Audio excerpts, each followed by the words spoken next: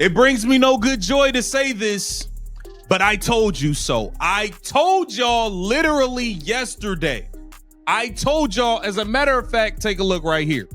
Right there, bang. The truth exposed. Here's why WNBA players are not signing the WNBA offer. I told y'all that yesterday. See, I be bringing y'all the news you could use. I'm not like these other fools. Here you go like that. Oh, man. But it does not. I'm not happy about what. The silence that followed was utterly deafening. The WNBA Players Association had just slammed the door shut on the proposed $1.1 million maximum salary deal, a decision that was not just about the numbers. It was a seismic jolt, a shockwave felt profoundly by every player and fan, with monumental ramifications for what was perceived as a lucrative future. The fallout from this collective no was immediate, igniting a firestorm of controversy that blazed across the entire league. Amid the chaos, one prominent voice erupted in a torrent of disbelief and palpable frustration over this audacious decision. This powerful sentiment of outrage now threatens to completely redefine the WNBA landscape, directly impacting its biggest stars. It is an explosive, wholly unprecedented moment for the league, leaving many struggling to fully comprehend the sheer scale and audacity of this collective rejection. Here you go like that. Oh, man. But it does not. I'm not happy about what is going on, man. WNBA players have officially turned down the offer of $1.1 million. We got to get into all of this. Welcome to Keep the Vision. Make sure you like, comment, subscribe, share the channel, hit that bell notification, hype the video. Let's rock. So we got to get into all of this, y'all. We got to get into all of this, y'all. These WNBA players ain't playing no games, man. They play. Look.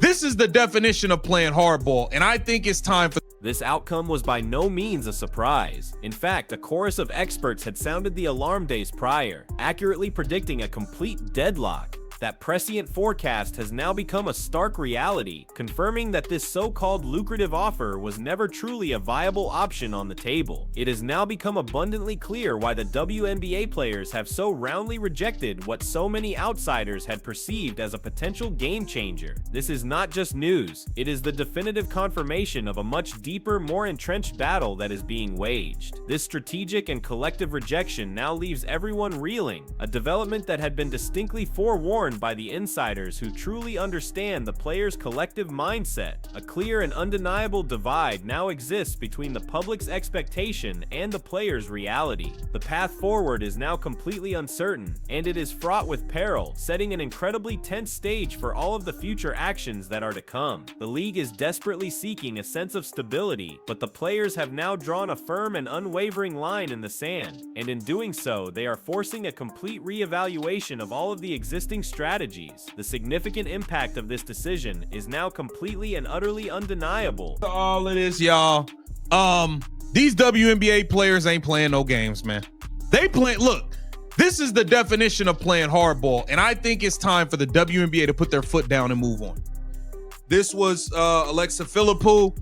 WNBPA doesn't see proposed $1.1 million max salary as moving negotiations forward.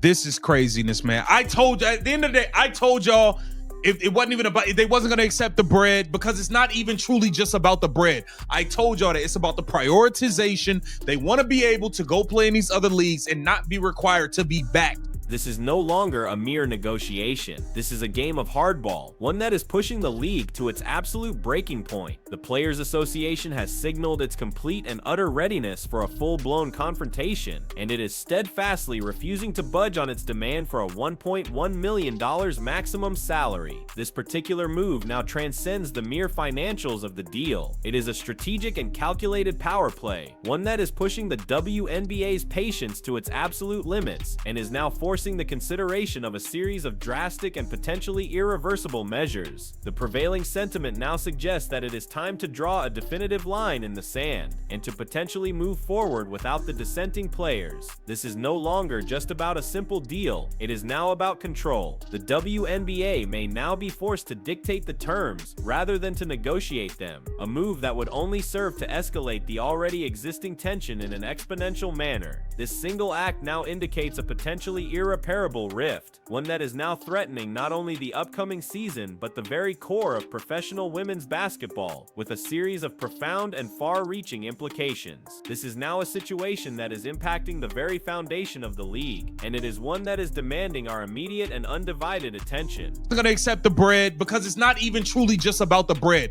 I told y'all that it's about the prioritization. They want to be able to go play in these other leagues and not be required to be back in time for WNBA training camp and all of that. We've already seen Gabby Williams voice this. I told y'all they weren't going to accept this, and I'm not happy about it. I think it's time for the WNBA to move on with replacement players. Point blank, period. This is crazy, man. What do y'all want? What do y'all want? Do y'all want?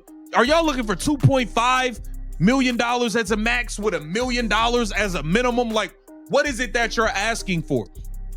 This is the third comprehensive.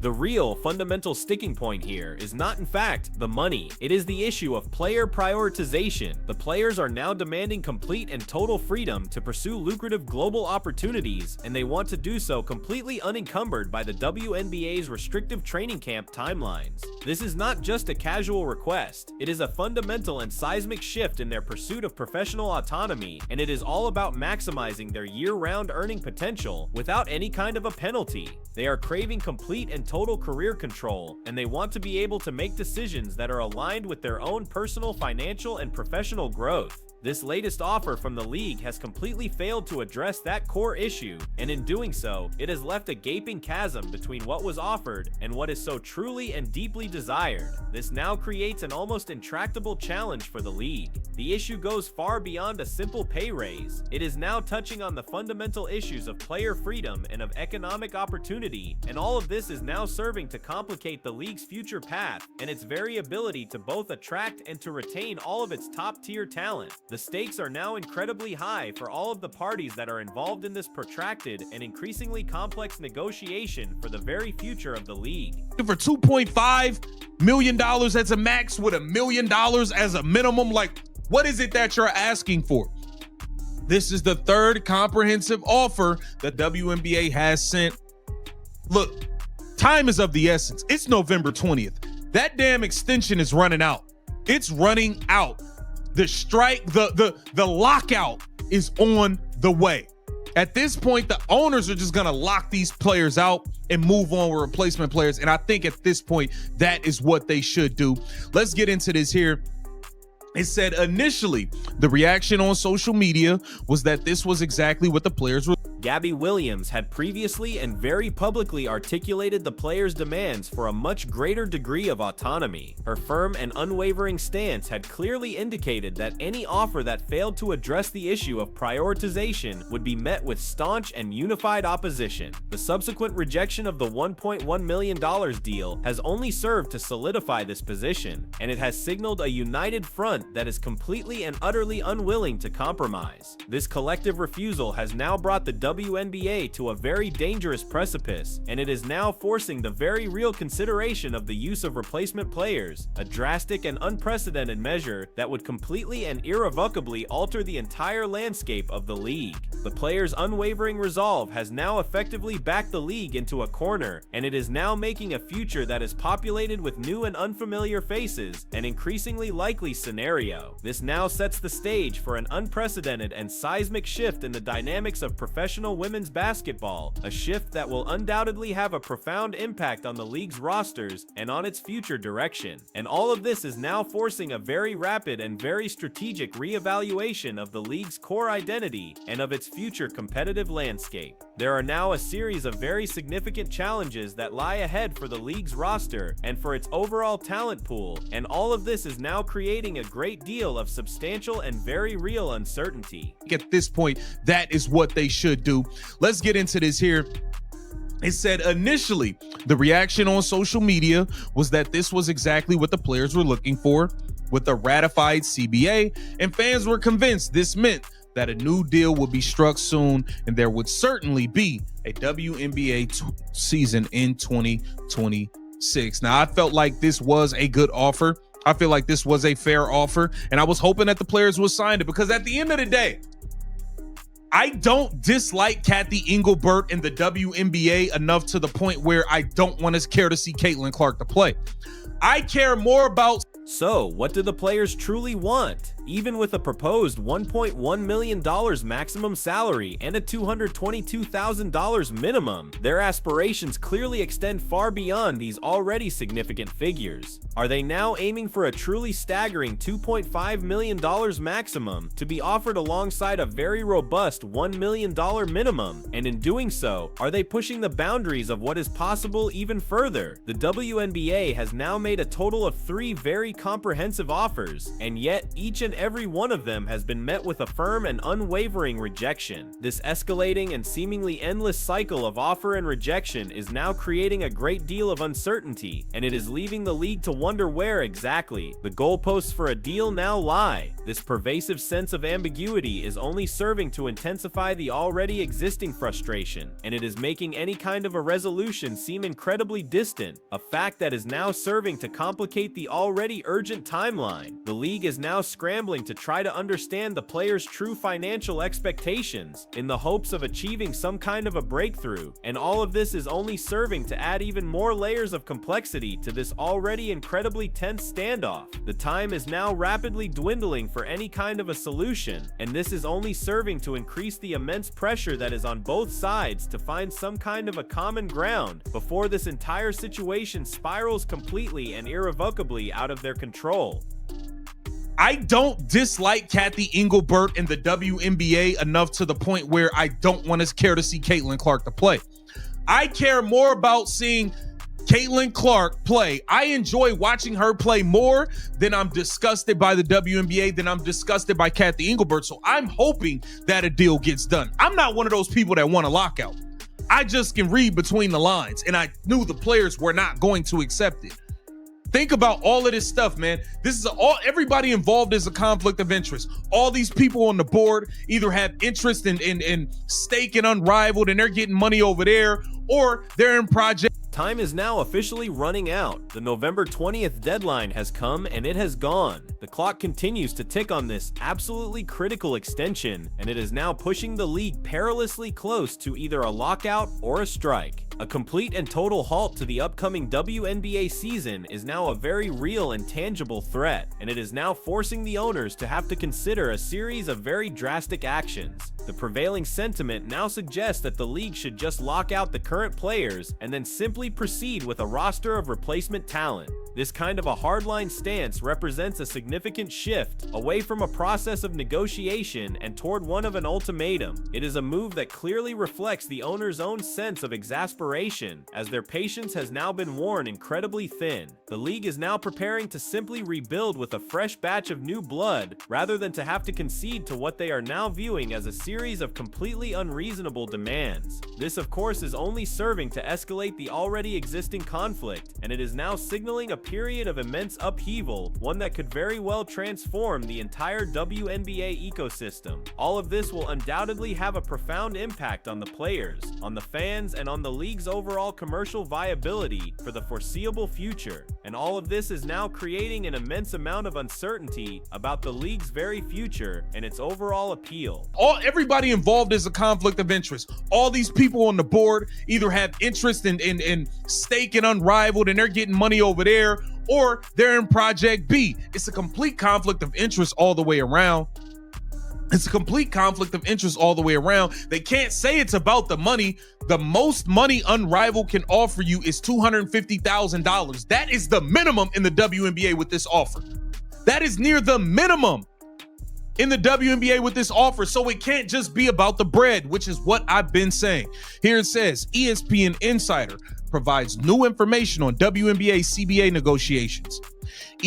Initially, the reaction on social media was overwhelmingly positive. Most fans seemed to believe that the proposed $1.1 million offer was exactly what the players had been seeking. A sense of optimism for a swiftly ratified collective bargaining agreement and for a thrilling 2026 season was widespread. Many people perceived the deal as being not only fair but even generous, and all of this was fostering a great deal of hope for a quick and amicable resolution. The public's initial support for the deal only served to underscore its perceived attractiveness, and it is what is now making the players' subsequent rejection so shocking and so incredibly difficult for many people to comprehend. The sheer disparity that now exists between the public's initial expectation and the players' internal sentiment is now serving to highlight a very deep and very real divide. There are a series of complex and underlying issues at play here, and they clearly extend far beyond the mere financials of the deal. And all of this is now serving to shatter the illusion of any kind of an easy path forward, and it is now casting a great deal of doubt over the league's very future. Many people are now completely baffled by the players' current stance on this absolutely critical agreement, and all of this is now having a very real and very negative impact on the public's confidence in any kind of a potential resolution. And it is also now raising a series of very serious questions about what exactly it is going to take to finally satisfy all of the players' demands, and all of this is now causing a great deal of public consternation. For many people, the top priority here is not the internal squabbling of the league. It is the opportunity to witness a generational talent like Caitlin Clark on the court. Her magnetic and undeniable presence now seems to transcend all of the ongoing labor disputes, and it now represents the WNBA's most compelling and essential quality. The hope was that a deal would be struck, and in doing so, it would ensure that she would be able to continue to captivate all of her audiences. This now serves to highlight a very critical conflict.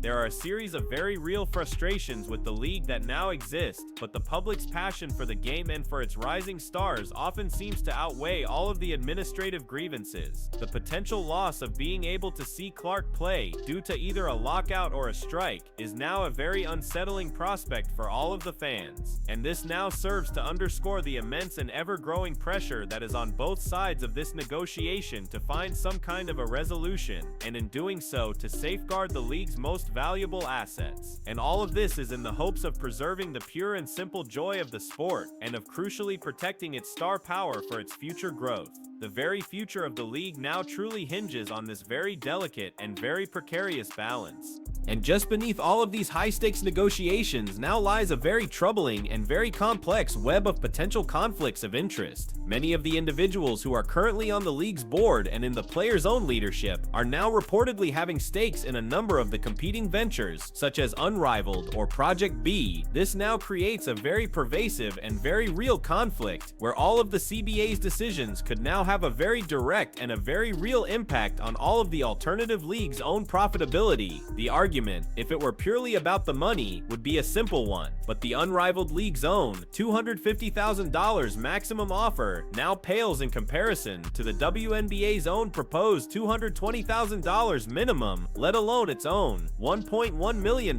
maximum. This glaring disparity now suggests that all of the motivations here now seem to extend far beyond the simple issue of compensation, and it now seems to be pointing to a much larger and more strategic struggle, one that is for market share and for overall influence, and not just for the players' own welfare. And all of this is now serving to complicate the ongoing negotiations in an immense way, and it is now raising a series of very serious and very ethical questions about the players' own loyalty to their primary league. And all of this is now only serving to deepen the overall sense of distrust that now exists among all of the various stakeholders, and it is now making any kind of a transparent resolution that much harder to achieve. The ESPN and WNBA insider, Alexa Philippou, has now revealed the players' true and unvarnished sentiment on all of the ongoing CBA negotiations. Her recent appearance on NBA Today has now confirmed that the WNBA Players Association simply does not believe that the league's latest proposal is one that will advance the ongoing discussion in any kind of a meaningful way. And this is despite all of the very impressive figures that have been reported: a reported $1.1 million maximum salary, a $222,000 minimum, and a $460,000 average. But the core and most fundamental issue here still remains completely unaddressed. Philipou's own report has now confirmed that the players all feel that the league's latest proposal still falls far short of being able to meaningfully apply their own central and most important request for a comprehensive revenue-sharing system. And this now serves to expose the chasm that now exists between the league's own offer and the players' own demand. The ongoing negotiation here is not just about a set of static and unchanging numbers, but it is about a dynamic and long-term share in the league's own ever-growing prosperity. And all of this is now serving to highlight all of the intricate and very complex financial mechanisms that are now at play here. And it is also now serving to emphasize the players' own desire for a much more equitable future and for a much more sustainable period of growth for the entire league.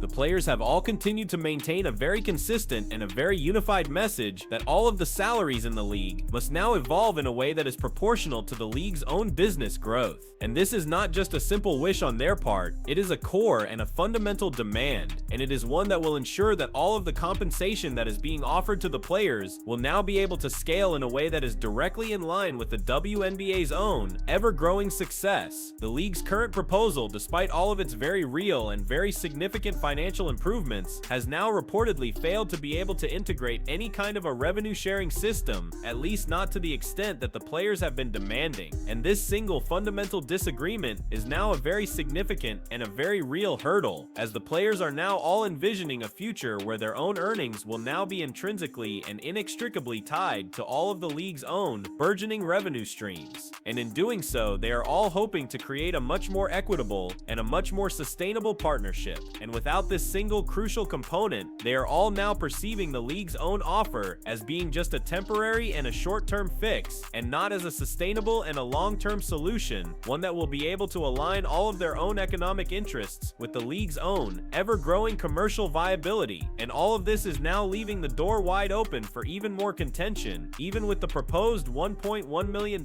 maximum salary that is now on the table. And all of this is now indicating that there are a series of much deeper and much more systemic concerns at play here, and all of them are now demanding a much more comprehensive and a much more holistic approach from all of the parties that are involved, in order to be able to truly and to finally address all of the players' own very real grievances. And adding even more complexity to this already tangled and very complex web is a very real and a very significant sense of ambiguity. So what would a mutually agreeable and a mutually beneficial revenue sharing system actually look like? Philipou has now noted that this single crucial element still seems to lack any kind of real clarity, even for the players themselves. And so while they are all demanding a revenue sharing system, the exact parameters and the exact operational details of such a system are still very much in a state of flux, and all of this is now creating an additional and a very real challenge. It is not just a simple matter of them all wanting more, it is a matter of them all having to define just how that more would be structured and just how it would be implemented.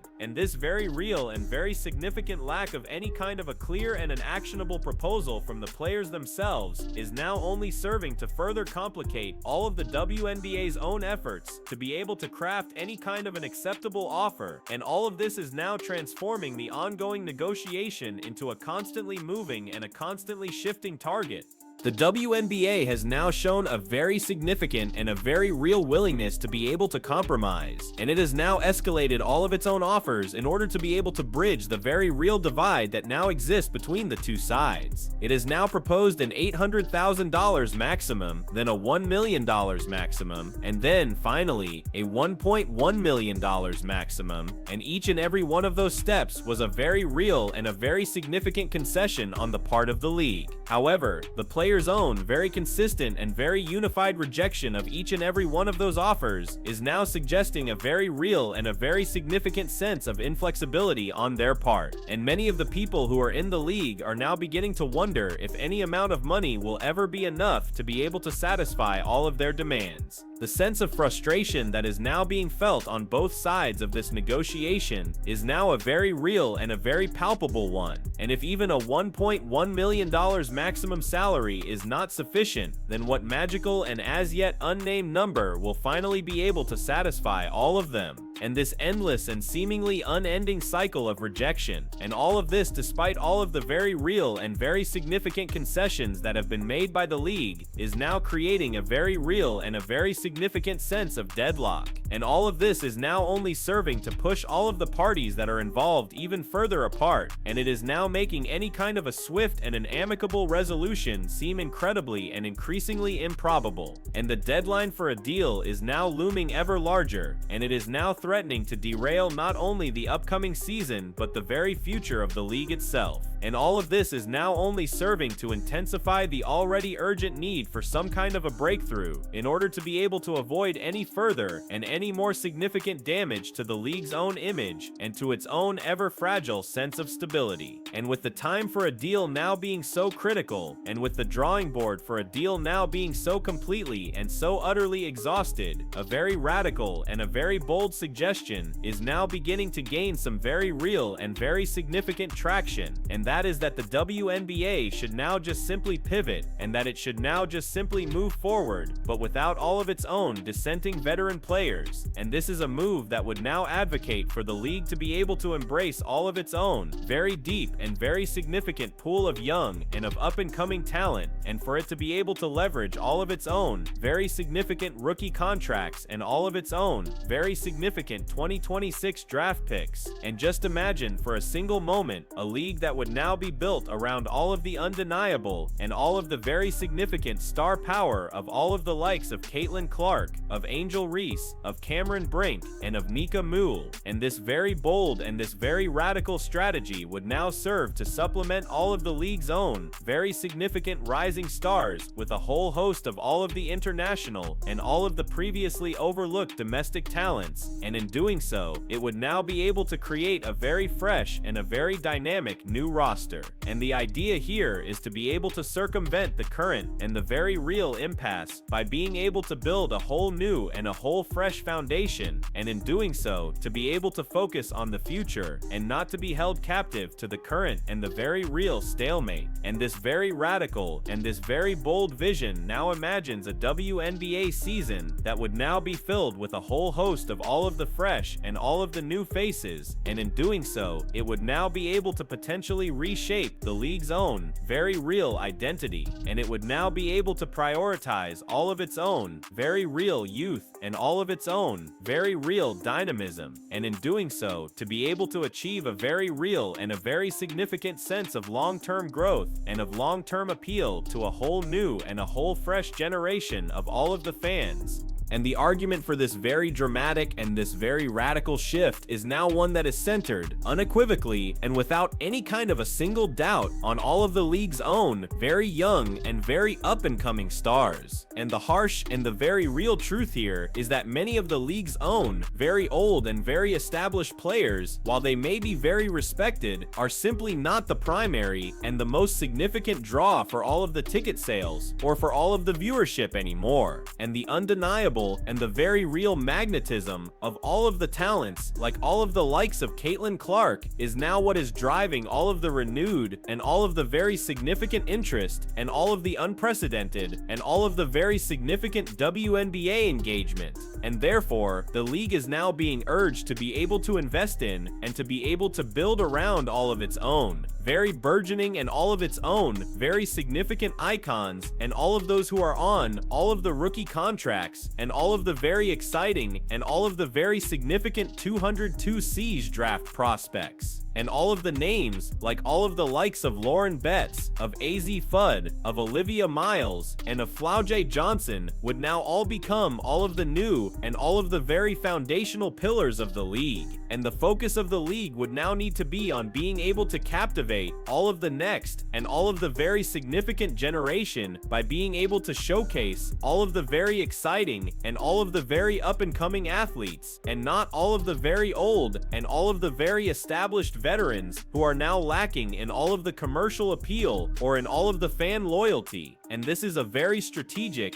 and a very significant pivot towards a much more youth-centric future for the league, and it is one that is now essential for its own very real and very significant continued growth, and for its own very real and very significant continued relevance in the ever-evolving and the ever-changing sports landscape. And the WNBA now holds a very powerful and a very significant trump card, and that is of course Caitlin Clark and her own very unparalleled and very significant popularity and her own very unparalleled and very significant ability to be able to draw all of the unprecedented and all of the very significant viewership is now what is providing all of the very significant and all of the very real leverage for a whole new and a whole fresh path forward for the league. And all of this when it is combined with a very burgeoning and a very significant roster of all of the young and all of the very marketable stars, like all of the likes of Angel Reese, of Rickea Jackson, of Cameron Brink, and of Nika Moole, is now what is giving the league all of the very significant and all of the very real foundational talent that it will need to be able to weather any kind of a potential and a very real storm. And all of these players, who are all now largely on all of the rookie contracts, are now what is representing a very stable and a very exciting new core that will now be able to carry the league forward. And even if all of the very old and all of the very established veterans do end up going on strike, and the WNBA does not need to be paralyzed by all of this, it can now just simply pivot to a whole new and a whole fresh future that will now be built on all of the fresh and all of the new faces, and in doing so, it will now be able to bring in all of the international and all of the previously unsigned players as all of the replacements, and this very strategic and this very significant advantage, and all of this when it is spearheaded by all of the singular and all of the very significant impact of all of the likes of all of the likes of all of the likes of Caitlin Clark, is now what is allowing the league to be able to project a very real and a very significant sense of resilience and of dynamism, and in doing so, to be able to ensure that the show can go on, and even if it now means that it will now have to be able to restructure the entire and the very significant player pool, and all of this would now be a very bold and a very significant step forward for the league. And a very real and a very significant sense of sheer and of utter frustration is now what is emanating from this entire and this very significant situation, and it is now reaching a very real and a very significant boiling point among all of the fans and all of the analysts, and the inability of the league to be able to resolve all of this, and all of this despite a very comprehensive and a very significant $1.1 million offer, is now what has pushed all of the patience to its very real and its very significant limit, and it is now what has ignited a very real and a very significant sense of exasperation. And this is not just a simple and a very insignificant dispute, it is a perceived and a very real betrayal of the league's own, very real and very significant potential, and especially with all of the new and all of the very significant interest that is now coming from all of the very significant and all of the very real stars, like all of the likes of Caitlin Clark, and the widespread and the very real sentiment of all of the disbelief and all of the anger is now what is representing a very collective and a very real losing it moment, and it is now what is reflecting a very passionate and a very real investment in the WNBA's own very real and very significant future, and all of the calls for a very drastic and a very significant action, and for the league to be able to move on from all of this. It will now have to stem from a very deep and a very real desire to be able to protect the sport from all of the internal and all of the very real strife, and in doing so, to be able to ensure all of the very real and all of the very significant growth, and all of the very real and all of the very significant visibility. And this very intense and this very emotional outcry is now what is underscoring all of the very real and all of the very significant gravity of the situation. And it is now what is highlighting just how deeply and just how very significantly all of these very real and all of these very significant negotiations are now what is resonating, and it is now what is making the rejection of the deal a very explosive and a very significant point of contention for all of the parties that are involved. And the rejection of the proposed $1.1 million offer, and all of this when it is now what is shaping all of the players' own very real and very significant earning potential, is now what is placing all of Caitlin Clark's own very real and very significant immediate impact and all of her own very real and very significant early career in a very precarious and a very significant position. And while it is not her own very direct and her own very significant rejection of the deal, the player's own very real and very significant association's own very real and very significant stance is now what is creating a very real and a very significant sense of uncertainty, and it is now what is overshadowing her own very real and very significant anticipated professional debut, and this very real and this very significant decision, and all of this when it is now what is having a very real and a very significant impact on the collective, and the very significant bargaining agreement is now what is meaning that the landscape for a very real and a very significant superstar like all of the likes of Clark is now a much more and a much more turbulent one, and it is now what is threatening to derail all of the very real and all of the very significant momentum that she has so single-handedly and so very significantly built, and the very real and the very significant potential for either a lockout or a player's own very real and very significant strike is now what is meaning that the platform for her own very unparalleled and her own very significant talent could now be either altered or it could now be diminished, and this very collective and this very significant no is now what is indirectly and what is very significantly threatening to be able to sideline the very star that the WNBA now needs the very most, and it is now what is jeopardizing her own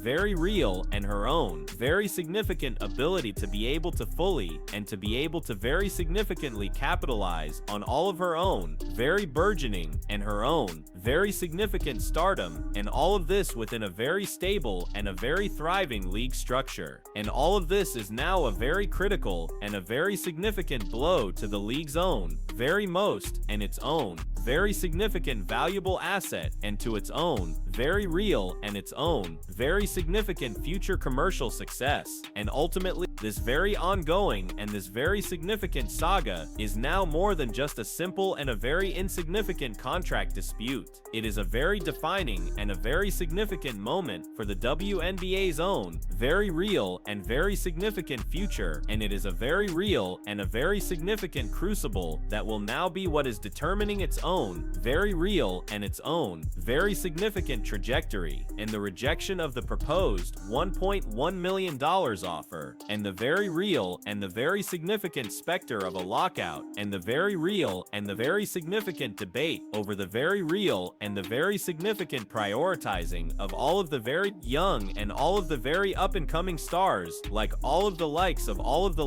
Caitlin Clark is now what is forcing all of us to have to confront a series of very difficult and a series of very significant questions. And all of this is about the player's own very real and very significant power, and it is about the league's own very real and very significant sustainability, and it is about the true and the very real cost of any kind of a potential and a very real compromise. And whether the WNBA now chooses to stand firm with all of its own very new and all of its own very significant talent, or whether it now chooses to be able to bridge this very real and this very significant gap, the fallout from all of this will now undoubtedly resonate very deeply, and the vision for the league's own very real and very significant growth, and all of this when it is now what is being fueled by all of the incredible and all of the very significant talent, and by all of the very dedicated and all of the very significant fans, is now what is hanging in the very real and the very significant balance, and the path that is now chosen will now be what is shaping all of the individual and all of the very significant careers, and it will now be what is solidifying the very real and the very significant legacy of all of the women's and all of the very significant professional basketball on a very global and a very significant scale. And all of this is now what is leaving all of us to have to wonder just what sacrifices will now have to be made for the ultimate and the very significant vision and just what the future now truly and what it now very significantly holds for this very dynamic and this very significant sport.